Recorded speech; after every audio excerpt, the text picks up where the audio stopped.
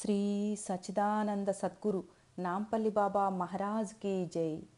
శ్రీ నాంపల్లి బాబా గారిని దర్శించి సేవించిన భక్తులలో శ్రీ కలవకొలను రామకృష్ణమూర్తి గారు ఒకరు. వీరు ఉపాధ్యాయులు.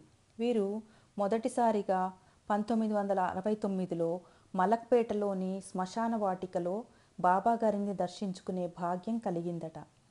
మొదటిసారి చూడగానే శ్రీ నాంపల్లి బాబా గారు జీసస్ క్రీస్తులాగా అనిపించారట. ఆజానుబాహుడు, తెల్లని పొడవు చేతుల చొక్కా పైజామా ధరించి, పొడవుగా పెరిగిన జడలు కట్టిన జుట్టు, పొడవైన గోళ్లతో ఎప్పుడూ ఆకాశం వైపు చూస్తూ ఉండేవారట.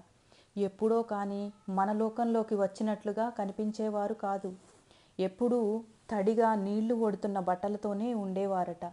ఎండకు కానీ వానకు కానీ బాబాగారు ఏ నీడను ఆశ్రయించేవారు కాదు. పంచభూతాలు వీరిని ఏ విధంగానూ బంధించి ఉంచలేకపోయాయి. వీరు బంధ విముక్తులు, జీవన్ముక్తులు. దిగంబర దిగంబర